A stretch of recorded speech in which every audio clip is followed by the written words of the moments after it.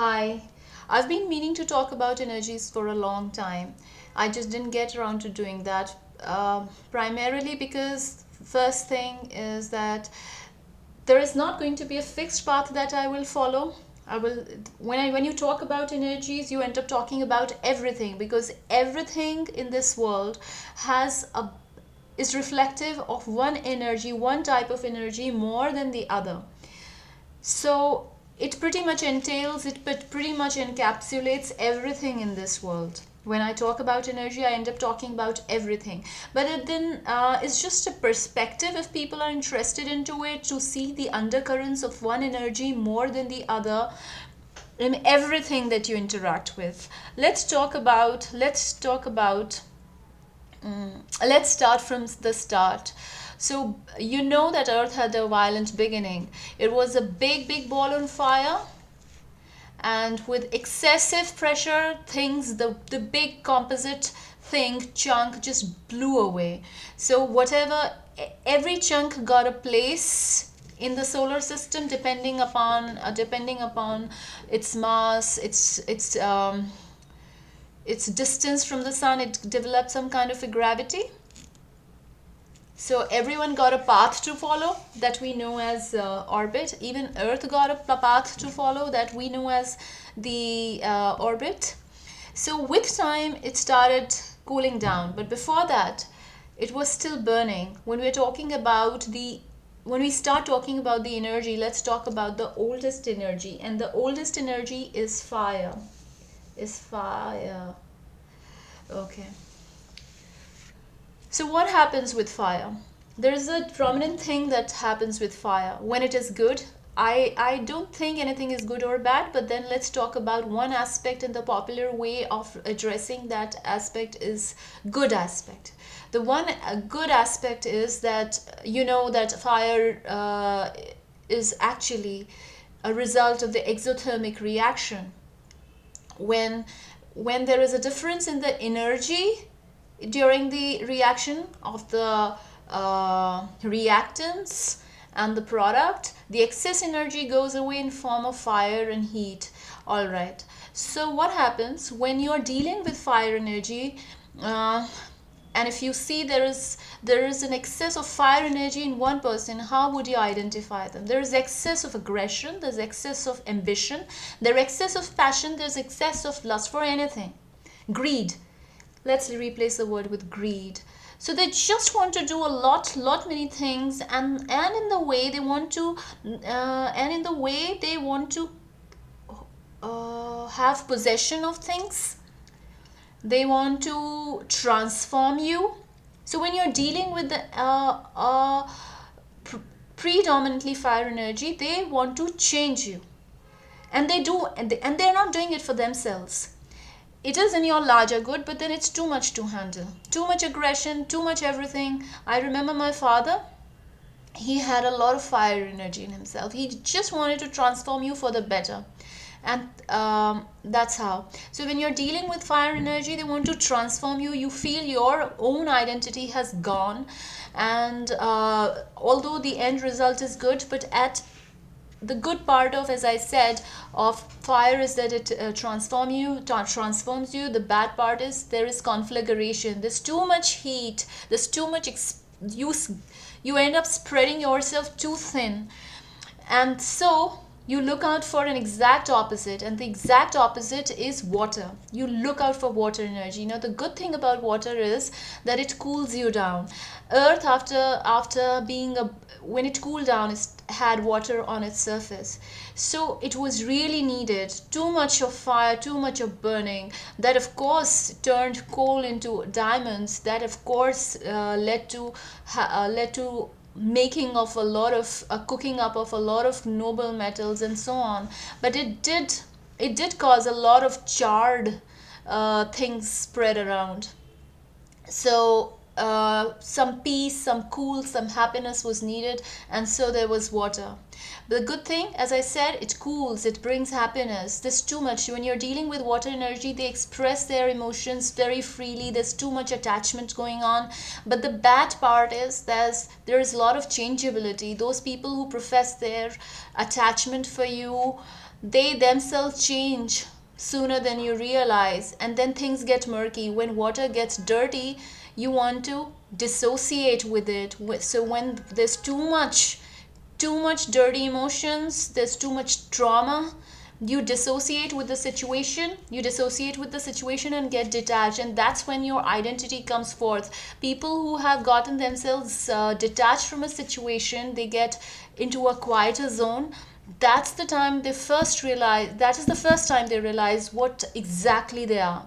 They haven't yet found, we don't usually find ourselves out until we maintain some distance from the world. We don't need to be in that zone for a long time though. So with so much extreme changeability, then we need another extreme. We want some stability, security, and earth, after from fire to water, now earth started developing.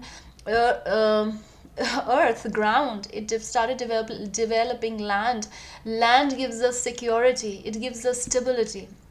So when you're dealing with people who have a lot of earth element in it, they give you a lot of security, stability. But the bad part is, yes, there's a bad part in everything. There's a bad part is this Lord, it's very slow. Earth does not move, it does not seem to change. Everything feels to have come to a grinding halt. There's too much weight. They are just not coming to the point where you want them to come, if you are from a more mutable or changeable energy yourself. So when things get too stuck, you again want change. So after land came air. Air is a movable, it moves. There is a lot of movement in air, just like water. But unlike water, it doesn't have a lot of water content in it. You know that the water vapor content in air is quite less. So all those people who seem to be ruled by air energy, they are changeable, they keep moving, but they are like drones. They have a bird's eye view of things, because if you're operating in the realm of air, you're watching everything just like bird. You're having an objective view of things. You're practical. If you have, now talking about astrology, if you have water in your chart, or earth in your chart, or fire in your chart, of course you would not be exactly like you would not exactly be very changeable. For example, if somebody is a Gemini, if their sun sign is Gemini, they'll be operating in the realm of air. Very changeable, have very practical, intelligent, because they are viewing things from above. But if their moon sign is, let's say, Taurus, their emotions are more they're more stable in their emotions. They look out for stability, they provide stability. If somebody is a Scorpio, which is a water sign, by their sun sign, but they are Taurus they have their moon sign is Taurus, so both are fixed signs. You know that all elements have a fixed, have a cardinal and a mutable sign. Mutable is the most changeable of all, most communicative of all. So even if you're a earth sign, but if you're a Virgo, which is a mutable sign, you will be more expressive than perhaps your Taurus and Capricorn counterpart. Capricorn is, I guess, cardinal. Cardinals are the ones who are leaders. They want to call the shots, right? So even if you're ruled by a certain element, you still have a more authoritative figure, a more fixed figure, and a more mutable figure. So the most mutable sign, yes, of earth element is Virgo, more authoritative is Capricorn, and more fixed in his or her views is Taurus. So if you're a Scorpio by your sun sign, which is a fixed sign, and you're also a Taurus by your moon sign, you are totally stubborn. You're so fixed, because Earth is Taurus is fixed, and so is Scorpio. I don't know whether it's making you are able to get it very clearly. Now let me just leave astrology and come to another part. You see that When you see some governments change, a lot of people are talking about it these days. When you see governments change and something else coming in its position that has a completely new ideology, and some of the people get really bothered about how such a big change came about, and that is because when you have too much of one thing, you look out for something extreme. If you've had too much fire, you look out for water. If you've had too much water, you look out for earth. If you have too much of earth, you look out for air, and air, too much air, again you look out for fire. So this is how things go. Too much aggression, look out for peace in water. Too much peace and too much emotion, too much confusion, look out for stability and security in earth. If you are too fixed like earth, look out for mutability in air, or look out for movement in air, look out for more practicality in air. So this is it. So I'll give you an example. I was reading a history book the other day. I found that the Weimar Republic at the turn of the 19th century was seen as a soft party in Germany. So it was replaced by something that was really hardline, and that was the party of Hitler, that was headed by Hitler. And then it was again replaced by, after the Holocaust, it was replaced by something more structured. And so was the case in Russia. Tsar, communism, Stalin, and then more structured, and then this is so every when you've had too much of one kind of a element, you try and balance it out. Nature tries to balance out things even without you knowing it. You are propelled by an invisible hand of the nature who pushes you towards a certain direction, and the collective is going in certain direction. So this is the reason why, if you talk about movies, there is a fad.